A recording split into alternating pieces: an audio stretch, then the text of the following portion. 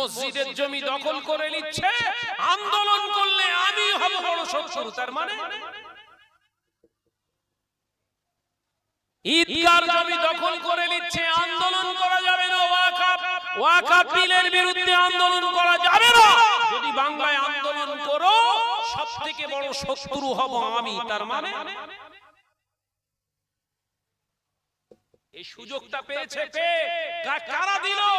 এই কিছু গরুখোর মুসলমান নামধারী মুনাফিকের বাচ্চারা, এরাই সুবিধা করে দিয়েছিল। যদি ইফতার পার্টিতে না ঢোকাতো, কথা বলছে না কেন? এইগুলোকে আগে জুতিয়ে পালিশ করার দরকার।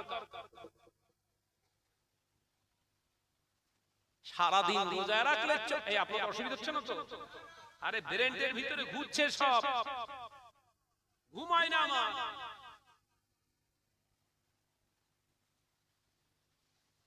চোদ্দ ঘন্টা 13 ঘন্টা রোজা রাখলি তুই, আর তোর ইফতারের মজলিসেও পেচ্ছাপ ফিরে পানি নাই।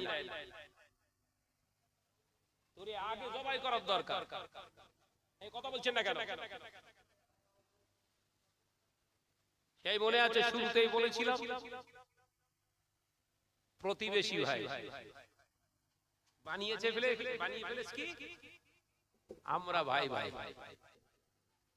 এই কথা ব্যাখ্যা উল্টো হচ্ছে না তো? নবী বলেছিলেন প্রতিবেশী ভাই, আরে বানিয়েছে কি ভাই ভাই। ওই যে বলেছে চলো ইফতারে যাব, পেচ্ছাপ ফিরে পানি নেয় না, আল্লাহকে মানে না, ও মসজিদে টুপি পরে বসে রয়েছে। সুযোগ দিয়েছে কে? এই মসজিদের চাবি থাকে কার কাছে? মুয়াজ্জিমটাকে গরুখোর। এখনো বোঝাতে হবে মুসলমান, সাবধান হন, সাবধান হন। ময়দানে এখন সমাজে হক কথা যিনি বলছেন, তাকে কোল ঠেসা করে দেওয়ার চেষ্টা হচ্ছে। বাংলার জমিনে প্রতিবাদ করছে, একটা মুখই দেখতে পাচ্ছি, মুখ থেকে একটা মুখ থেকেই বারবার বেরোচ্ছে। সেই মুখটা হলেন, বলবো না বলবো, পীরজাদা নওশাদ সিদ্দিকী ভাইজান, আব্বাস ভাইজান, তিনি বলছেন। আর তাদেরকে কোল ঠেসা করার জন্য কিছু মোল্লা মলি সাহেব একদম পাগড়ি বেঁধে তাই লেগেছে। এই কথা বলছেন না কেন?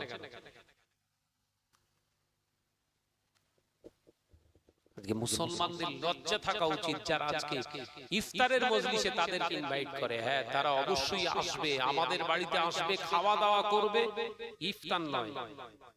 এই কথা বুঝতে পারছেন? তাদের ফলফ্রুট আমি যা ইফতার করছি তাকে দেবো, কিন্তু ইফতার নয়। আসবে, নাস্তা দেবো, খেতে দেবো, ভালো তাকে সেবা সুস্থ ভালো ভালোবেসে তাকে দেবো। আমার প্রতিবেশী, আমার হক আছে, অবশ্যই সে খাবে, কিন্তু আমার ইফতার নয়। আমি রোজদার, ইফতারটা আল্লাহ আমার জন্য খাস করে পাঠিয়েছে। ইফতার হলো রোজাদারদের জন্য সবথেকে বড় একটা নিয়ামত। একবার জোরে জোরে জোরে দিচ্ছ কি? চা দিবি একটু? দে। ইফতার খাওয়াচ্ছে, বললেই বলবে শাহনাজ ভাই একটুখানি পার্টি ঘেঁষে চলছে। আমি কারণ ঘেঁষে ঠেসে চলি না, যা চলি ডাইরেক্ট চলি, সেটা হলো কোরআন আর হাদিস। এই কথা বুঝতে পারছেন? ওসব ঘেঁষে ঠেসে না, ডাইরেক্ট চলি কোরআন আর হাদিস। ইসমা কিয়াস ছাড়া শাহনাজ কিছু বোঝে না। যিনি সত্য কথা বলবেন, বুকে জড়িয়ে ধরে তাকে রাখবেন। যিনি মিথ্যার আশ্রয় গ্রহণ করবেন, ছায়া মাড়াবো না। এই কথা বুঝতে পারছেন না? ছায়া মাড়াবো না। তুমি কোন পণ্ডিত আমি জানি না। আল্লাহ আমাদের বুঝতেন, বলুন আমিন। জোরে বলি না আল্লাহুম্মা আমিন। দরুদ শরীফ আল্লাহুম্মা।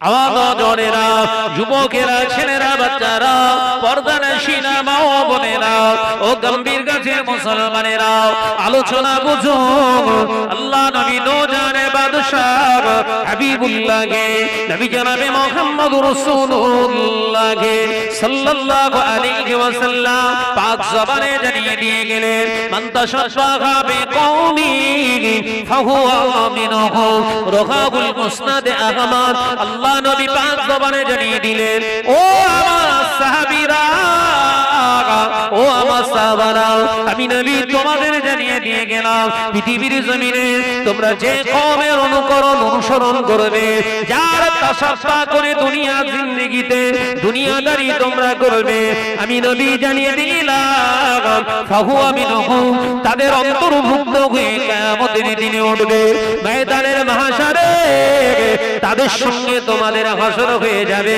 আমি নবী জানিয়ে দিলাম মান আহাব্বা সুন্নতি যে আমার সুন্নাতকে মহব্বত করলো ফাকাদ আহাব্বানি সে আমি নবী আমাকে ভালোবাসলো ওমান আহাব্বানি আর আমাকে যে ভালোবাসলো কানা মাই ফিল জান্নাহ ও আমার সাহাবীরা আমি নবী জানিয়ে দিলাম সেই ব্যক্তিটা সেই উম্মতটা আমি নবীর সঙ্গে জান্নাতে যাবে আর কি জোরে হবে না কার অনুসরণ করবেন এবার ভেবে নেন নবী একদিকে বললেন পৃথিবীর জমিনে যার অনুকরণ করবেন তার অনুকরণ করার কারণে তার সঙ্গে হাসর হবে নবী সঙ্গে সঙ্গে কাটছাট জানিয়ে দিলেন যদি কেউ আমার সুন্নাতকে মহব্বত করে সে আমি রাসূলুল্লাহকে মহব্বত করলো আর যে আমাকে মহব্বত করলো সে অবশ্যই আমি রাসূলের সঙ্গে জান্নাতি হবে একবার জোরে বলুন একবার জোরে বলেন কার সঙ্গে মহব্বত রাখবেন না রাখবেন আপনার পার্সোনালিটি আপনার পার্সোনাল ব্যাপার কার সঙ্গে আপনি চলবেন কাকে আপনার জীবনের আপনার নেতা হিসাবে আপনি চলবেন এটা আপনার নিজের বিবেচ্য বিষয় ও বিষয় নিয়ে আমি আলোচনা করব না শুধু মুসলমান যতটুকু ঈমানি দায়িত্ব আছে একটু শুধু স্মরণ করিয়ে দেওয়া রাস্তা ভুলে যাচ্ছেন না তো রাস্তাটা দেখিয়ে দেওয়ার কাজ হচ্ছে আলেম ওলামাদের রাস্তা দেখিয়ে দেওয়ার চেষ্টা করছি এই অসুবিধা হচ্ছে না তো বাবা ভাইরা নজনের যুবকেরা ছেলেরা বাচ্চারা আলেম যারা হয় হক্কানি আলেম যারা হয় তারা জেলের ভয় পায় না হক্কানি আলেম যারা হয় ফাঁসির ভয় পায় না হক্কানি আলেম যারা হয় দুনিয়ার শাসকে চোখ রাঙানিতেও ভয় পায় না আলেম যারা হয় পৃথিবীর কোন জালেমের সামনে মাথা নত করেন না আল্লাহর মাহবুব বান্দা মুজাদ্দিদুজ জামান আমিরুশ শরিয়াত আলা হযরত দাদা পীর সাহেব কিবলা রাহমাতুল্লাহ আলাইহি জীবনে কোনো অন্যায় সঙ্গে তিনি আপোষ করেননি ও পৃথিবীর জমিনে তিনি যতদিন দুনিয়ার জমিনে ছিলেন ও বাবাজিরা কোনো অন্যায়কারীর সঙ্গে তার আপোষ ছিল না আল্লাহর মাহবুব বান্দা মুজাদ্দিদুজ জামান আমিরুশ শরিয়াত আলা হযরত দাদা পীর সাহেব কিবলা রাহমাতুল্লাহ আলাইহি ওই জন্য তিনি ওসিয়ত আমার ভিতরে জানিয়ে দিয়ে গেলেন ও আমার ভক্ত মুরিদানেরা আমি আবু বকর জানিয়ে দিয়ে গেলাম খবরদার সুদ তোমরা খাবে না সুদ তোমরা দেবে না আমি আবু বকর জানিয়ে দিয়ে গেলাম খবরদার লটারি কাটবে না খবরদার আমি আবু বকর জানিয়ে দিয়ে গেলাম খবরদার আমি আবু বকর সিদ্দিক জানিয়ে দিয়ে গেলাম নামাজ তোমরা ইচ্ছাকৃতভাবে ছেড়ে দেবে না নামাজ তোমরা কাজা করবে না ঘরের মা বোনেদেরকে বেপরদা করে রাখবে না আমি আবু বকর জানিয়ে দিয়ে গেলাম খবরদার নেশা পান করবে না আমি আবু বকর জানিয়ে দিয়ে গেলাম সুদখোরের সঙ্গে আত্মীয়তা করবে না আমি আবু বকর তোমাদের জানিয়ে দিয়ে গেলাম এইভাবে যদি তোমরা কংক্রিট জীবন বানাতে পারো ইনশাআল্লাহ কিয়ামতের কঠিন দিনে আল্লাহর নবীর দামান ধরে নবীর খাঁটি উম্মতের পরিচয় দিতে পেরে যাব একবার জোরে হবে না ও বাবাজিরা গম্ভীর গাছের মুসলমানেরা মুজাদ্দিদুজ জামান অন্যায়ের সঙ্গে আপোষ করেননি ওই জন্য নিজের ভক্ত মুরিদদেরকে তিনি জানিয়ে দিয়ে গেলেন তোমরাও অন্যায়কারীদের সঙ্গে আপোষ করবে না নিজের রাস্তা নিজের কবর বাঁচিয়ে রেখে রাস্তা দেখিয়ে রেখে চলে গেছে জোরে বলুন না সুবহানাল্লাহ এই জোরে হবে না আমাদের ভিতরে এত কবরের চিন্তা, টুপি খুলে পকেটে নিচ্ছি। কবরের চিন্তা আছে তো, পকেটে চিন্তা আছে, পকেট।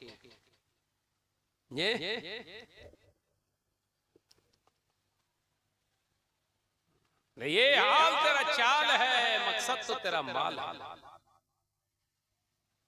ये हाल तो तेरा चाल है, मकसद तो तेरा माल है, लाखों को गुमराह बना दिया। বাবাজি এখনো সময় আছে, ফিরে আসেন। মুজাদ্দিদ জামানের নীতি আদর্শকে একদম কঠোরভাবে নিজের জীবনে ধারণ করুন। কে আপনাকে ভালো বললো খারাপ বললো দেখার দরকার নেই, দেখার দরকার নেই। আমি আমার ক্ষুদ্র জ্ঞানে আমি যেটা বুঝি, আমি ভাই একদম অ্যাকুরেট ভাবে ওইভাবে চলি। কে আমায় খারাপ বলছে, কে খারাপ বলছে, কে এ বলছে, কেউ কেউ আবার শুধু সাধারণ মানুষ নয়, সাধারণ মানুষ নয়, শাহনাজ এইভাবে চলে, এইভাবে বলে বলে এখন শাহনাজের পিছনে আমার পিছনে সব দাড়িওয়ালা মৌলী সাহেব লেগেছে, উল্টো পাল্টা প্রচার করছে। কোরআন পড়তে পারে না, এই পড়তে পারে না, সেই পড়তে পারে না। আচ্ছা বাবা আমি নাই পারিনি, তা তুমি এত পারো, তা তোমার এত ভুল হয় কেন? কথা বুঝতে পারছেন? শাহনাজ এক জায়গায় ভুল মানে মিস্টেক, বাই মিস্টেক হয়েছে, একটা ওয়ার্ড ছেড়ে গেছে, একটা ওয়ার্ড ছেড়ে গেছে। তা তিনি দেখি মাস্টার মশাই পড়ছে, তা গোটা পৃষ্ঠাই ভুল। শাহনাজের একটা শব্দ ভুল হয়ে গেছে, ছেড়ে গেছে, স্বীকার করি, হ্যাঁ ওটা আমার স্লিপ অফ টাং কিংবা হয়েছে। একটা স্টেজ শেষ করে আর একটা স্টেজ গিয়েছি, একদিনে 4 ঘন্টা 4.5 ঘন্টা 5 ঘন্টা বকা মানে ব্রেনের উপরে এসব করতে পারে, স্বাভাবিক স্বাভাবিক। সামান্য আমি পরপর আপনাদের নেক দই, আমি তো পরপর 3 বছর আল্লাহ খানায় কাবা আল্লাহ আমাকে নিয়ে গেছেন, আগামীতেও যাব ইনশাআল্লাহ আল্লাহ চাইলে। তো দেখলাম মসজিদে নববী শরীফের ইমাম তিনিও কেরাত পড়তে যেয়ে ভুলে গেছেন, ভুল পড়ে ফেলেছে। কোথাকার ইমাম বললাম? ওয়াজ করতে করতে আমার একটা ওয়ার্ড ছেড়ে গেছে, সেইটা নিয়ে তোলপাড় করা হলো, এলাকায় ভাইরাল করে দেওয়া হলো, কোরআন পড়তে পারে না। আচ্ছা বাবা ঠিক আছে, তা কাবা বাইতুল্লাহ শরীফের ইমামও কোরআন পড়তে পারে না? আমি তারাবি পড়লাম, আল্লাহ একবার নয়, আল্লাহ আমাকে 3টে রমজান ওখানে নামাজ পড়ার সুযোগ দিয়েছে। 3টে রমজানে গেছি আমি, মসজিদে নববী শরীফে, বাইতুল্লাহ শরীফে, হারাম শরীফে নামাজ পড়েছি, তারাবি পড়েছি বাবাজি।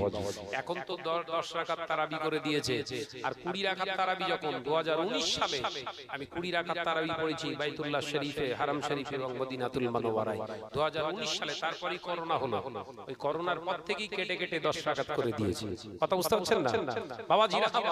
যে কথা আমি বলতে চেয়েছিলাম, তে ইমাম সাহেব কেরাত পড়তে পড়তে নামাজে ভুল করছে, এক জায়গায় বারবার ভুল হচ্ছে, বারবার পেছন দিক থেকে লোকমা দিচ্ছে, আবার পড়ার চেষ্টা করছে, আবার ভুলে যাচ্ছে। এখন ভাই ওয়াজ করতে করতে কারুর যদি ওয়াজ করতে করতে একটা ওয়ার্ড ছেড়ে যায়, তার ওয়াজে লোকমা দিতে তো অসুবিধে নেই, তার তো গুনাহ হবে না, বা বিশাল কিছু মহরতি হবে না, তার তো ওয়াজ হয়ে গেছে। সে যদি আবার উইথড্র করে তার তো শেষ হয়ে গেল। কিন্তু নামাজ একটা ইবাদত, সেই ইবাদতের ভিতরে কিরাত ভুল হচ্ছে, কি হবে বাবা? সেই ইমাম সাহেবের শুধু হচ্ছে না, ইমাম সাহেবের পিছনে নামাজ পড়ছে। এবছরে মাহে রমজানে উমরা করেছে 2.2 কোটি মানুষ। কত বললাম? জোরে বল না রে বাবা। 2.2 কোটি মানুষ এবছর রমজান মাসে উমরা করেছি আমরা। গত রমজানে ছিল 1.43 কোটি মানুষ। তাহলে ভুল হবে স্বাভাবিক, আর ভুল থেকেই তো এই পৃথিবীতে আসা। কিসের কারণে? ভুলের কারণে। বাবাজি আমার, তাই এগুলো নিয়ে যারা হুড়ুম হুড়ুম করছে, উদ্দেশ্য কি? ও বাড়ছে, ওকে নামিয়ে দাও। উদ্দেশ্য কি? ও উপরে উঠছে, ওকে নামাও, আমি একটু উঠবো। ওরে নারে পাগলা, তোর ঈমানে গন্ডগোল, পোকা লেগে গেছে তোর ঈমানে, কারণ তুই আল্লাহর দেওয়া সম্মানকে বিশ্বাস করিস না। তুই ভাবিস ওর বিরুদ্ধে আমরা বললে বোধহয় ওর ডাউন হয়ে যাবে, আমরা একটু উপরে উঠতে পারবো। কিন্তু তুই পড়িছিস বোধহয়, আমার তো জানা নেই পড়িছিস কিনা। আল্লাহ কোরআনে বলছে, অত ইজ্জু মান তাশা ওয়া তুযিল্লু মান তাশা, ইজ্জত দেই আমি আল্লাহ, ইজ্জত দাতাকে এই জোরে বলেন, আমি আল্লাহ ইজ্জত দেই, আমি আল্লাহ ইজ্জত নিই। ইজ্জত বাড়া কুমার সব হাত আমি আল্লাহ আমার কাছে। একবার জোরে বলুন না, এই জোরে হবে না। ভাইরা আমার, নজনেরা, যুবকেরা, ছেলেরা, বাচ্চারা, পর্দানশীল মা ও বোনেরা, ছেলেরা, বাচ্চারা, আলোচনা বুঝুন। ও গম্ভীর গাছের মুসলমান বাবাজিরা, আলোচনা বুঝুন। আল্লাহ নবী দো জাহানে বাদশাহ হাবিবুল্লাহ কে, নবী জনাবে মুহাম্মদুর রাসূলুল্লাহ কে সাল্লাল্লাহু আলাইহি ওয়াসাল্লাম নবী আমার পাক জবানে জানিয়ে দিলেন, ও আমার সাহাবীরা, শুনে রেখে দাও, জেনে রেখে দাও, শুনে রেখে দাও, জেনে রেখে দাও। এমন একটা দিন আসবে যেদিনে দেখতে পাওয়া যাবে আমার উম্মতেরা পৃথিবীর জমিনে সংখ্যায় বেড়ে যাবে, মুসলমানদের সংখ্যা বাড়বে, দাড়িওয়ালা টুপিওয়ালা বেড়ে যাবে, জুব্বাওয়ালা বেড়ে যাবে, হাজি বেড়ে যাবে, ওমরাকারী বেড়ে যাবে।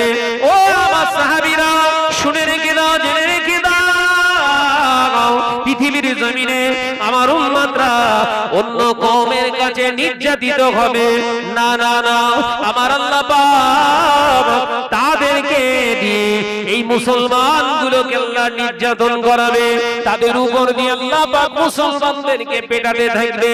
সাহাবায়ে কেরামেরা প্রশ্ন করলেন, ইয়া রাসূলুল্লাহ, হাবিবাল্লাহ, কারণটা কি? আল্লাহর নবী বললেন, মুসলমান নামধারী হবে, আসলে তারা হারামের লেনদেনকারী হয়ে যাবে। কিসের লেনদেনকারী? জোরে বলেন, জোরে বলেন।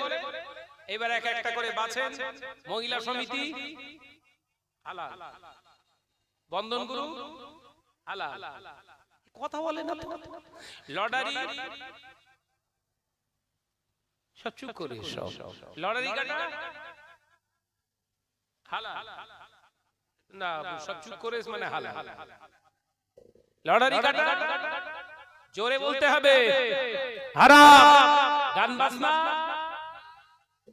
ওই মোবাইলে ইজি রিচার্জ করে পরের মেয়ের সঙ্গে কথা বলা, কথা বলে না। গভীর রাতে অন্যের বউয়ের সঙ্গে সম্পর্ক করা, সব চুপ করে, হালাল বোধহয় নাকি? কথা বলে না। যে ওই কালো তার গ্রামে ঢোকানো, কালো তার, কালো তার কেবিল, কেবিল 350 টাকা হালাল। কথা বলে না, চুপ করে, সব বুঝতে পারে না। বিশ্বনবীর কথাটা বুঝে নেন। বিশ্বনবী বললেন, উম্মতেরা সেই দিনে নির্যাতিত হবে না, আল্লাহর পক্ষ থেকে এটাই হবে মুসলমানদের উপরে গজব, এটাই হবে মুসলমানদের উপরে গজব। কেন? তারা হারামের সঙ্গে সম্পর্ক, সব ঘরে ঘরে হারামের সঙ্গে সম্পর্ক করে ফেলবে, কারণ তাদের হারামের লেনদেন চলবে। বাবাজি আমার, এখন ভাই আর ভাবির সঙ্গে ভালো ব্যবহার করে না, যা মন তৈরি করা ভাবির সঙ্গে যা কথা বলে। নিজের ভাইয়ের সঙ্গে বোন এখন ভালো করে আর কথা বলতে চায় না, পাতানো বোনের সঙ্গে রাত দিন 24 ঘন্টায় ব্যস্ত আছে। তাহলে যেটা ছিল হারাম সেটা বানিয়েছি হালাল। ওই জন্য মার খাওয়াটা আমাদের জন্য যেটা বলে হালাল। হারামটাকে যখন বানিয়ে ফেলেছি হালাল, মার খাওয়াটাও হালাল। ভাইরা, নওজওয়ানেরা, যুবকেরা, ছেলেরা, বাচ্চারা, পর্দানশীল মা ও বোনেরা, আল্লাহ নবী দো জাহানে বাদশাহ হাবিবুল্লাহ কে, নবী জনাবে মুহাম্মদুর রাসূলুল্লাহ কে সাল্লাল্লাহু আলাইহি ওয়াসাল্লামের এই আদর্শকে মেনে নিয়ে জীবন গঠন করার কারণে বিশ্বের ইমাম, ইমামে আযম নোমান বিন সাবিত আবু হানিফা রাহমাতুল্লাহ আলাইহি হুজুরকে জীবনে বিষ পান করতে হয়েছিল, শাহাদা শহীদ হতে হয়েছিলেন মুসলমান। ও মুসলমানেরা, ভাই বাবাজিরা, হযরতে বিশ্বের ইমাম, ইমামে নোমান বিন সাবিত আবু হানিফা রাহমাতুল্লাহ আলাইহি আল্লাহর মস্ত বড় একজন হাক্কানি আলেম শুধু ছিলেন না, আল্লাহর ওলি ছিলেন, আল্লাহর মাহবুব বান্দা ছিলেন। শাসকের বিরুদ্ধে কথা বলার কারণে আল্লাহর কোরআনকে জিন্দা রাখার জন্য নিজের জীবনটাকে কুরবান করে গিয়েছে। ও বাবাজিরা, আজকে সমাজের বুকে আমরা আলেম হিসেবে পরিচিত, নিজেদেরকে দান করি, সমাজের বুকে আমরা আলেম বলে নিজেদেরকে পরিচয় দিই। অবাক হয়ে যেতে হয় বাবাজি, বর্তমান মুসলমানদের ওয়াকফ সম্পত্তি নিয়ে দিন কত আমরা বিরাট আন্দোলন করলাম, সমাজে মাঠে ময়দানে হই হই কাণ্ড, রই রই ব্যাপার, ওয়াকফ বিল না প্রত্যাহার করা পর্যন্ত আমরা পথ ছাড়বো না, আন্দোলন ছাড়বো না। সেই নেতাগুলো, সেই মুসলমান নেতাগুলো এখন যাচ্ছে সব ঠান্ডা করে ঘুমায়। সব হিম ঘরে চলে গেছে। বিরাট আন্দোলন হচ্ছিল না, এই কথা বলছেন এখানে। ওয়াকফ বিল প্রত্যাহার হয়ে গেছে, তাই তো? ওয়াকফ বিল উঠিয়ে নিয়েছে, প্রত্যাহার করেছে, তাই তো? তা আন্দোলন বন্ধ হয়ে গেছে মানেই তো সাকসেসফুল। আসলে তা নয়, বিষয়টা হচ্ছে যার যা পকেটের দরকার ছিল পেয়ে গেছে, মাল ঠান্ডা। কথা বুঝতে পারছেন? যার যেটা ডিমান্ড ছিল পূর্ণ হয়ে গেছে, একদম পুরো ঠান্ডা। ওই শুধু একবার হুঙ্কার দিল না, পশ্চিমবঙ্গে আন্দোলন করা যাবে না, একবার বলেছিল না, পশ্চিমবঙ্গে আন্দোলন করা যাবে না, এই আন্দোলন করলে তাহলে সবথেকে বড় শত্রু আমি হয়ে যাব। হুজুররা সব শুয়ে পড়েছে। কথা বলছেন না?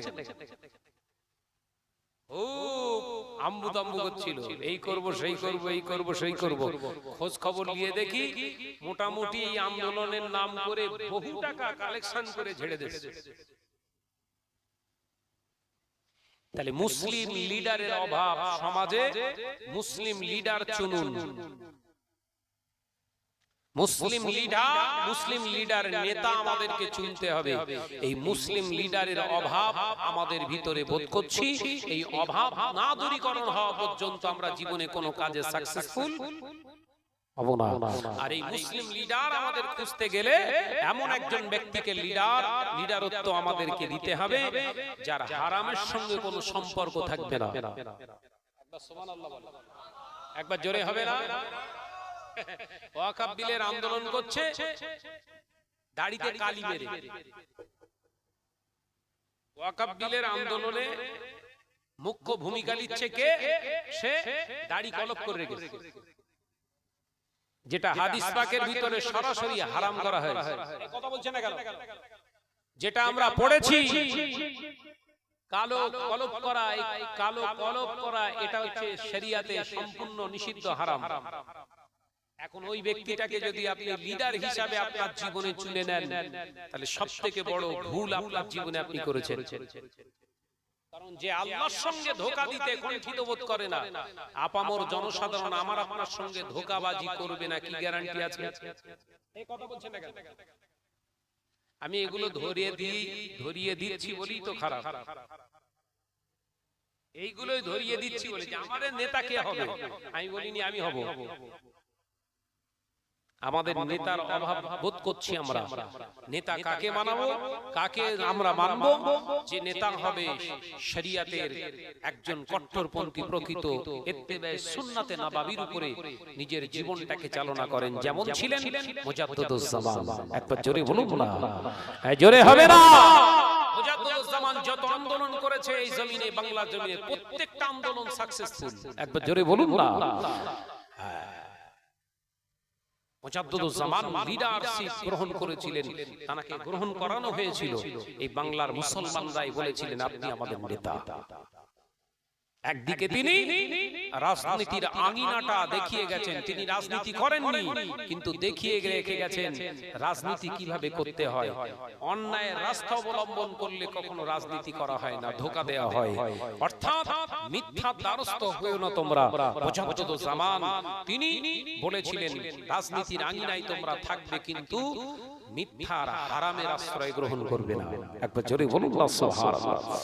তানার এই আদর্শ নিয়ে যারা পৃথিবীর জমিনে চলেছিলেন, বাংলার জমিনে প্রত্যেকটা রাজনীতিবিদ এখন ইতিহাসে তাদের নামগুলো রচিত আছে।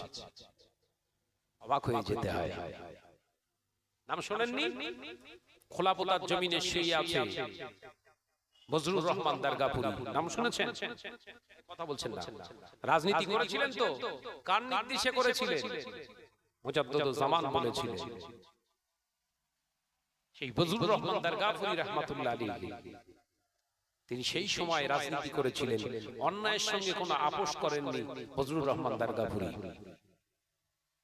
ওই জন্য তার কবরটা এখনো জিয়ারত করতে যায় মানুষ। কথা বুঝতে পারছেন না যে মুজাদ্দিদুজ জামান আমাদের লিডার ছিলেন। যদি এখন কেউ লিডারশিপ নিজেকে জাহির করতে চায় তাহলে আমাদের দেখতে হবে হারামের সঙ্গে সম্পর্ক আছে এরকম কোন ব্যক্তি আমাদের নেতা হবেন না। আমাদের নেতা হবেন নির্ভেজাল হালালিয়াতের জিন্দেগি তৈরি করনে वाला, যে ওয়াকফ আন্দোলন করছে অথচ নিজে আন্দোলনের সময়সীমা স্টেজে বক্তব্য চলছে কটা থেকে না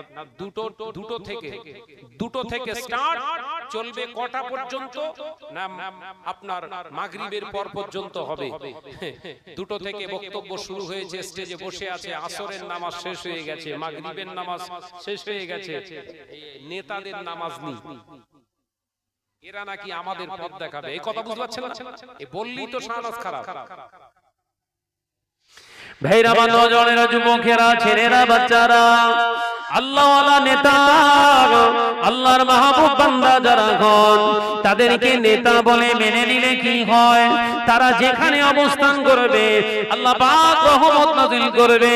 যেমন ছিলেন বিশ্বের ইমাম ইমামে আযম আবু হানিফা রাহমাতুল্লাহ আলাইহি, নোমান বিন সাবিত রাহমাতুল্লাহ আলাইহি জেলে যখন কয়েদখানায় যখন হুজুরকে কয়েদি বানিয়ে দেওয়া হলো, হুজুর আমার জেলের ভিতরে ছিলেন। মালিক বিন মারওয়ান মনসুর মনে করেছিলেন, মালিক বিন মারওয়ান মনে করেছিলেন জেলের ভিতরে ঢুকিয়ে দিয়েছি মানে আবু হানিফা নোমান বিন সাবিতের সব কার্যকলাপ বন্ধ হয়ে গেছে, দ্বীনের আর খেদমত করতে পারবে না, শরিয়াতের কোনো খেদমত আর করতে পারবে না। ও বাবাজিরা, ইতিহাস খুলে দেখো, হযরত বিশ্বের ইমাম ইমামে আযম আবু হানিফা রাহমাতুল্লাহ আলাইহি জেলের ভিতরে যত চোর দস্যু ডাকাত বদমাইশ খুনি ছিল সবকে এক জায়গায় করে দ্বীনের শরিয়াতের তালিম তিনি দিয়েছিলেন।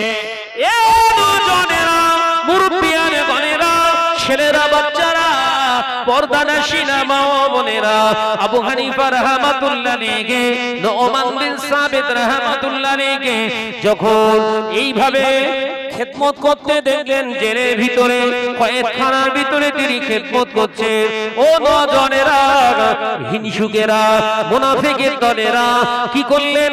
খাবারের সঙ্গে বিষ মিশিয়ে দিয়ে বিশ্বের ইমামকে শহীদ করে দেয়া হলো। ইন্না লিল্লাহি ওয়া ইন্না ইলাইহি রাজিউন। হুজুর আমার ইন্তেকাল হয়ে গেলেন, শাহাদা বরণ করলেন, শহীদ হয়ে গিয়েছে।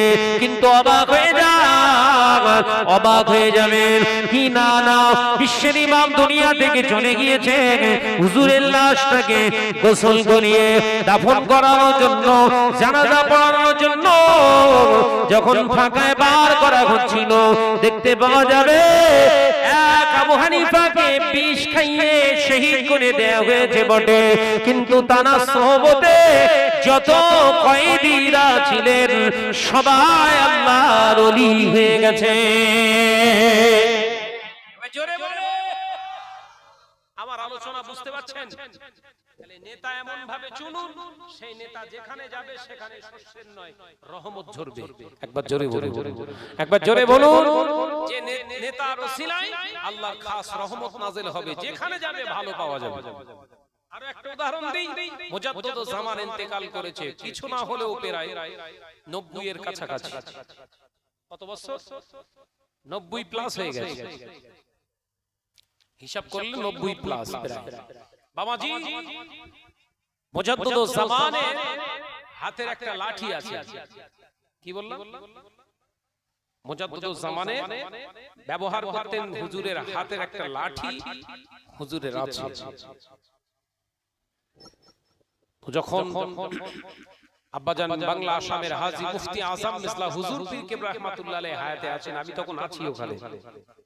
পড়াশোনা করছি, তো দেখলাম খব্বিস জেনে ধরেছে, দুষ্টু জেন, একটা জেনের রোগীকে দুষ্টু জেন পাকড়াও করেছে। তো হুজুর কেবলা আব্বাজান ইসলাম হুজুর পীর কেবলা বললেন, বাবা ও খব্বিস এসেছে, খব্বিস ও সহজে যেতে চাইবে না, তুমি এক কাজ করো, ও তাবিজ দেব, পরে আব্বাজানের লাঠিটা গিয়ে ওই রোগীর মাথাতে যে ঠেকাও। একবার জোরে বলবেন না? এই জোরে হবে না সুবহানাল্লাহ? আমার নিজে চোখে দেখা, গল্প করা নয়, আর তৈরি করে কথাও বলছি না। সেই মুজাদ্দিদুল জামানের ইউজ করা, ব্যবহার করা লাঠিটা গিয়ে ওই জেনের রোগীকে গিয়ে খব্বিস জেনে যার ধরেছিলেন তার মাথাতে যে ঠেকিয়েছে, সঙ্গে সঙ্গে বেহুশ হয়ে পড়ে গেছে। একবার জোরে বলুন না সুবহানাল্লাহ। আমি শুধু উদাহরণ দিচ্ছি, ওই গালগালা গল্প বলছি না, গোপাল ভাড়ের গল্প নয়। মুজাদ্দিদুল জামান দাদা পীর সাহেব কেবলা রাহমাতুল্লাহ আলাইহি সৎ মানুষ ছিলেন, তার ব্যবহারের লাঠির মর্যাদাও আল্লাহ দিয়েছে। হ্যাঁ, তার ব্যবহারে লাঠির মর্যাদা আল্লাহ দিয়েছে। ওই জেনের রোগীটার মাথাতে যে ওই লাঠিটা ঠেকিয়েছে, রোগী বেহুশ হয়ে গেছে, জ্ঞান ফিরেছে। মুজাদ্দিদুল জামানের লাগতে জিগার বাংলা সাহেবের হাজী মুফতি আজম বললেন, বাবা খব্বিস পালিয়ে গেছে, এবার ওকে আমার কাছে আনো, আমি তাবিজ কালামটা করে দিই। একবার জোরে বলুন না। কিছু বুঝতে পেরেছেন? আল্লাহ ওয়ালা নেতা যদি হয়, তার গায়ের পোশাক, ব্যবহারের জিনিসটাও কাজে দেয়, যেখানে রাখবেন সেখানটাও ভালো হবে। একবার জোরে বলুন। কথা বুঝতে পেরেছেন? ওই জন্য আমাদের নেতা চুনতে হবে। আমাদের নেতা যে ডেকেছে হু হু করে পালিয়ে চলে গেলেন, এটাই আপনার জীবনের সবথেকে খারাপ। ডাকছে কে, কার ডাকে যাব, এতটুকু স্যাটিসফাই হন, এতটুকু শিওর হয়ে যান যে হ্যাঁ, প্রকৃতপক্ষে উনি শরিয়াতকে মাননে ওয়ালা, শরিয়াতের উপরে চলনে ওয়ালা, শরিয়াতের উপরে আপনার আমল মুকাম্মাল জিন্দেগি তৈরি করনে ওয়ালা ব্যক্তি ডেকেছে, আমার যাওয়া উচিত, এটা আমার ইমানি কর্তব্য। আমরা কি করছি? আন্দোলন হলো, ডেকেছে, হু হু করে বেরিয়ে চলে গেলাম, গিয়ে কি হলো? আমরা জমায়েত করলাম, হাজার হাজার মানুষ ওখানে গিয়ে দাঁড়ালাম, আর ওটা ভালো করে ভিডিও শুট, ফটো করে নিয়ে প্রশাসনকে দেখিয়ে দিল, আমার ডাকে এত লোক এসেছে, কি দেবে দাও। সে পেয়ে গেছে, ওর আন্দোলন করে, এ কথা বলছে না, ও তো পেয়ে গেছে। প্রশাসন দেখলো এই আন্দোলনকে থামাতে গেলে আগে চেয়ারটাকে ভালো করে ভেজাতে হবে, চেয়ারটাকে ভিজিয়ে দাও, ভালো করে দিয়ে দিয়েছে, এখন ঠান্ডা ঘরে চলে গেছে। ওয়াকফ বিল চলছে, ওয়াকফ বিল এখন রানিং, বিভিন্ন জায়গায় মসজিদ মাদ্রাসা দখল হওয়া শুরু হয়ে গেছে। মিথ্যা কথা বলছি? সে আন্দোলন কারণে ওয়ালা ব্যক্তিরা কোথায়? যারা নেতা সেজেছিল টুপি পরে, তারা কোথায়? প্রশ্ন করবেন না? ঘরের শত্রু বিভীষণ, এইগুলোকে আগে চিহ্নিত করুন, এগুলোকে আগে চিনুন। এরা ইসলামকে শেষ করছে, এদের পূর্বপুরুষরা, এদেরই উত্তরসূরিরা, এরাই হলো তারা যারা ওই কারবালার ময়দানে ইমাম হুসাইন রাদিয়াল্লাহু তাআলা আনহু হুজুরের সাথী সঙ্গীদেরকে শহীদ করে দেওয়ার ইন্ধন জুগিয়েছিলেন। তাদের উত্তরসূরিরা সব মিস্টেক হয়ে যাচ্ছে নাকি? ভুলে যাচ্ছেন? কুফার মানুষরা ডেকেছিল তো ইমাম হুসাইন রাদিয়াল্লাহু তাআলাকে আমন্ত্রণ করেছিল, তো কটা চিঠি দিয়েছিল? অসংখ্য। কোন কিতাবে আছে 150 অধিক চিঠি। কটা চিঠি? 150 অধিক চিঠি।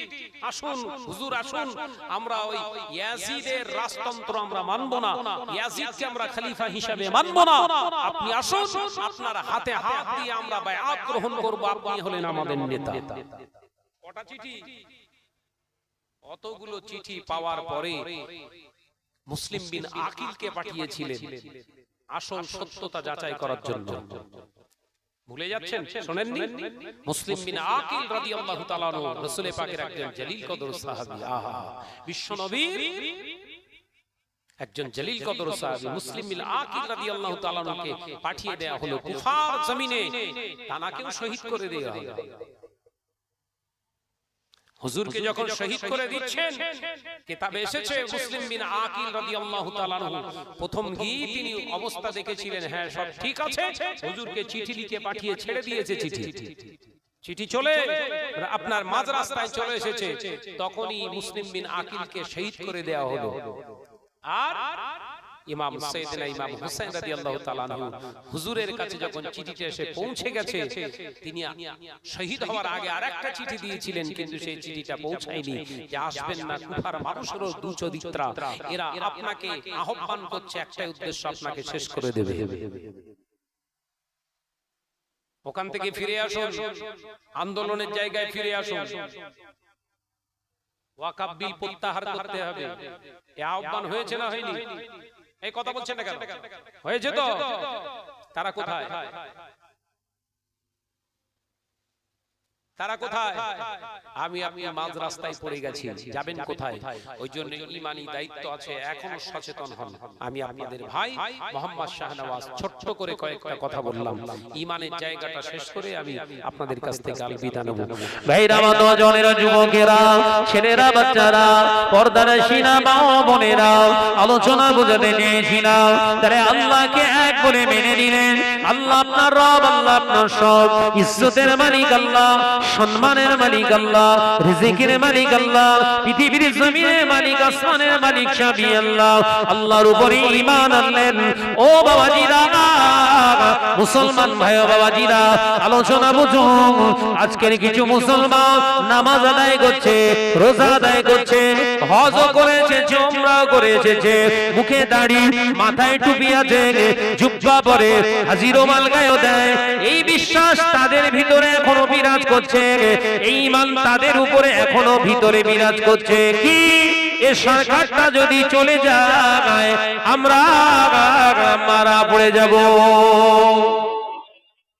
সত্যি কথা বলে, এরকম কিছু টুপিধারী, নামধারী, দাড়িওয়ালা মুসলমান মনে করছে না এই সরকারটা বাংলা থেকে চলে গেলে আমরা এবার মারা পড়ে যাব? এই কথা বলছেন না কেন? আপনার ঈমান আছে? এই যে বিশ্বাস করলেন যে এই সরকার চলে গেলে আমি শেষ হয়ে যাব, আপনি তো বেঈমানের সার্টিফিকেট হাতে ধরিয়ে নিয়েছেন। কথা বুঝতে পারছেন না নাকি? ইসরায়েলের জমিনে যদি মুসলমান বসবাস করতে পারে, গাজার জমিনে যদি মুসলমান লড়াই করে বেঁচে থাকতে পারে, তাদের ঈমানটা এখনো হেলাতে পারেনি ইহুদি, নাসারা, বেদিন, বেঈমান। আর আপনি নামাজ পড়ছেন 5 ওয়াক্ত, মুখে দাড়ি নিয়ে কি করে বলছেন এ চলে গেলে আমরা মুখ দেখাতে পারবো না, সমাজে ঘুরতে পারবো না? এই ঈমান নিয়ে নামাজ পড়ছেন, নামাজ হচ্ছে তো? কথা বলছেন না কেন? ঈমানের খাবলাগুলো ধরাচ্ছি, অসুবিধা হচ্ছে? ভাইরা, আমার নওজওয়ানেরা, যুবকেরা, দ্বিতীয় নাম্বার ঈমানের ঘাবলা দেখা দিয়েছে। দ্বিতীয় নাম্বার ঈমানের ঘাবলাটা কি? দ্বিতীয় নাম্বার কি বাবাজি? কলিকাতা আবহাওয়া দপ্তর বলে দিয়েছে, আলিপুর আবহাওয়া দপ্তর বলে দিয়েছে, আগামী 48 ঘন্টা বঙ্গোপসাগরে নিম্নচাপ দেখা দিয়েছে। 48 ঘন্টা গোটা 24 পরগনা, দুটো মেদিনীপুর, হাওড়া, হুগলি, কলিকাতা ভারী বৃষ্টি হবে। মাঝে মাঝে ঝড় হতে পারে, বজ্র বিদ্যুৎ সহ, তার মানে বাস পড়তে পারে। সরকার নয়, কলিকাতা আবহাওয়া দপ্তর বলে দিয়েছে। এই বিশ্বাস করে নিয়েছেন আর আপনার 48 ঘন্টা আপনার আবহাওয়াটা খারাপ থাকবে। এই বিশ্বাস নিয়ে যদি নামাজ আদায় করেন, ও নামাজ আপনার মুখে ছুঁড়ে মারা হবে। বিশ্বাস করেন তো? কলিকাতা আবহাওয়া দপ্তর শুধু একটুখানি বলে দিয়েছে 48 ঘন্টা বঙ্গোপসাগরে আবার দেখা দিয়েছে নিম্নচাপ। চাষা হাতে তসবিহ নিয়ে মসজিদের বারান্দায় বসে ঠ্যাং লম্বা করে দিয়ে মুসল্লির সঙ্গে আর একটা মুসল্লির সঙ্গে গল্প করছে, জানিস আবার 48 ঘন্টা কি হবে? ভুল বলতিস নাকি? হাকিকত তো এর ঈমান আছে? হাতে তসবিহ আছে, এই বললেন টুপি দাড়ি জুব্বা হাজি। এই মনে আছে শুরুতে বলেছিলাম শয়তানও মাঝে মাঝে তসবিহ গোনে, মনে পড়ছে? শয়তানও মাঝে মাঝে নামাজ পড়ে, এই কথা মিলছে? শয়তানও মাঝে মাঝে হজ করে, শয়তানও মাঝে মাঝে উমরা মারে, এই কথা বলে না। আর দুটো একটা বলবো, ঈমানের ঘাবলা। ভাইরা, আমার নওজওয়ানেরা, যুবকেরা, ছেলেরা, বাচ্চারা, পর্দার শিনা মা বোনেরা, তৃতীয় নাম্বার আপনার ঈমানে ঘাবলা দেখা দিয়েছে, ঈমান বরবাদ হয়ে গিয়েছে। ও মুসলমান, ঈমানটাকে ঠিক করো বাবাজি, মুসলমান ঈমানটা ঠিক করুন। আপনি ঈমানদার নন তার আরেকটি প্রমাণ হলো 100 টাকায় যদি লটারি কাটি, যদি 1 কোটি টাকা বেঁধে যায়, খেটে খেটে হবে না, বসে বসে খাবো, এই চিন্তা নিয়ে লটারি কেটেছেন, আপনি ঈমানদার নন, আপনি বেঈমান। ওই অবস্থায় যদি বিনা তওবায় মারা যান, মুসলমানের কবরস্থানে আপনার দাফন করা যাবে না। জানাজা পড়বে কি? আমরা লম্বা দোয়া করব, জান্নাতে পৌঁছে দি। ফেরেশতারা বলছে হ্যাঁ পৌঁছে দেবো, তুই আয়, একসঙ্গে দেবো। কথা বুঝতে পারছেন নাকি?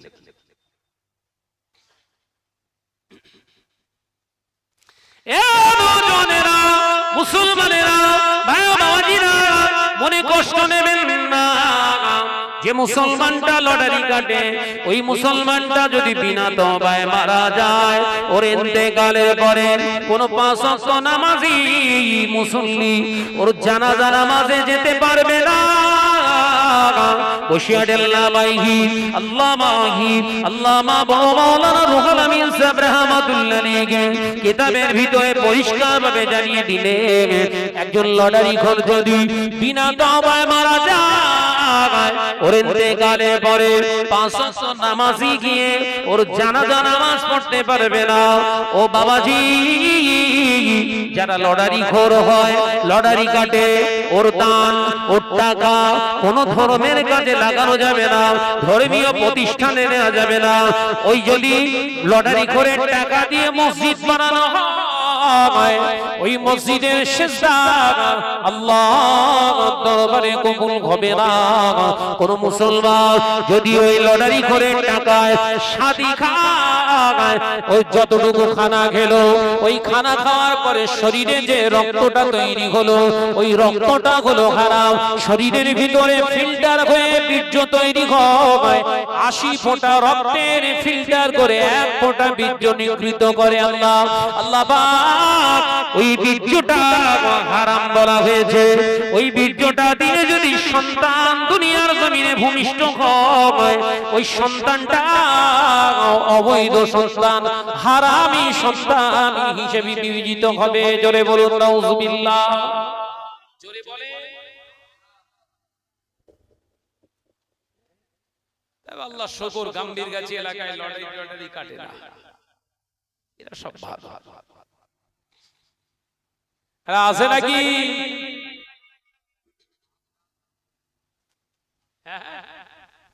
তাহলে আমার এখানে ছুটি, কিচ্ছু করার নেই। এ নওজওয়ানেরা, মুরব্বিয়ানে গনেরা, ছেলেরা, বাচ্চারা, পর্দানশীনা মা বোনেরা, আলোচনা বোঝো। আমি আপনাদের ভাই মোহাম্মদ শাহনওয়াজ বলে যায়, শুনে রেখে দিন, জেনে রেখে দিন।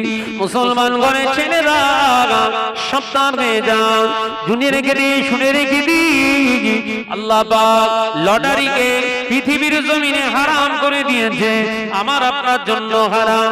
ওই যারা লটারি কাটে, ওরা ঈমান নিয়ে কবরে যেতে পারবে না। এ নওজওয়ানেরা, যুবকেরা, ছেলেরা, বাচ্চারা, পর্দার শিনা মা ও বোনেরা, সাবধান হয়ে যান, সাবধান হয়ে যান। এখনো পৃথিবীর জমিনে বহু মুসলমান আছে যারা দিন আনা দিন খাওয়া, যাদের দিন আনা দিন খাওয়া, যাদের রোজগারে জিন্দেগি চলছে, হালাল রাস্তার উপরে চলছে, সমাজে তাদের হয়তো অনেক দুর্নাম বদনাম করানো হয়, অনেক নিচু করানো হয়, ছোট করে দেয়া হয়, সমাজের বুকে তারা নিপীড়িত হচ্ছে, অত্যাচারিত হচ্ছে। কিন্তু জেনে রাখবেন এই পৃথিবীর জমিনটা আল্লাহ পাক তাদের ওসিলায় এখনো হেফাজত করে রেখেছে। একবার জোরে হবে না? তাদেরকে আমরা খারাপ চোখে দেখি, আল্লাহু আকবার, কিন্তু অবাক হয়ে যাবেন বিশ্বনবী জানিয়েছেন একজন ওইরকম ঈমানদার যতদিন পৃথিবীর জমিনে থাকবে আল্লাহ তার ইজ্জতের খাতিরে, তার ঈমানের ইজ্জতের খাতিরে আল্লাহ দুনিয়া ধ্বংস করবেন না, আল্লাহ সহি সালামতে রেখে দেবে। একবার জোরে বলুন। কার দাম বেশি হচ্ছে? যার টাকা বেশি আছে না যার ঈমানটা মজবুত আছে? তার দাম বেশি। জোরে বল না রে বাবা। যার টাকা পয়সা অ্যাসেট বেশি আছে, তাই তো নাকি? হ্যাঁ, ডলার ডলার, মিলিয়ন বিলিয়ন, আবার বেরিয়ে চলছে ট্রিলিয়ন। ওরে বাপ রে বাপ, ডলার কোটি কোটি নয়, মিলিয়ন শেষ, বিলিয়ন শেষ, এবার ট্রিলিয়ন হয়েছে। বাপরে বাপ, ট্রিলিয়নের মালিক, বিশাল বিশাল কোটি কোটি সম্পদ। 177 তালা বিল্ডিং বানিয়েছে, আর জায়গা হচ্ছে সেই 177 তালা ঠিক ভিতির কাছে, 3.5 হাত বাই 2.5 হাত। কি সম্পদের মালিক হলি রে বাবা, কথা বলছেন না কেন বাবাজি? সেই জন্য লটারিতে ছাড়ুন, লটারিটাকে ছাড়ুন। আল্লাহ সুন্দর দুটো সক্ষম হাত দিয়েছে, সুন্দর দুটো চোখ দিয়েছে, ব্রেন দিয়েছে, সুস্থ মস্তিষ্ক, সুস্থ শরীর দান করেছে। এটা হিকমতের দ্বারা হালাল রাস্তায় চালনা করুন, আল্লাহ পাক আপনার রিজিকে বরকত দান করবে। একবার জোরে বলুন সুবহানাল্লাহ। আমি জোরে হবে না সুবহানাল্লাহ? আল্লাহ আমাদের বোঝার তৌফিক দেন, বলুন আমিন। আরো বলি আল্লাহুম্মা আমিন। ভাইরা আমার, সোনার মানিকেরা, হয়তো খেটে খাওয়াটা, হয়তো পরিশ্রম করে খাওয়াটা অনেক কষ্টের, কিন্তু ওতে ওই খাবারটা আপনি যখন বিসমিল্লাহ সহকারে শরীরের ভিতরে ঢোকাবেন, যখন জবান দিয়ে প্রবেশ করাবেন, ওই খাবারটা খাওয়ার পরেই দেখবেন আপনার যখন ইচ্ছা আপনি ঘুমোতে মন চাইলে আপনার ঘুমটা এসে যাবে। হালাল খাবারের ফজিলত হলো এটাই। হালাল খানা খাবেন, যখন ইচ্ছা করবেন ঘুমাতে পারবেন। আর হারাম পেটে গেলে আরে বাবা, বিশাল কোটি টাকার মালিক, ঘুম হচ্ছে না।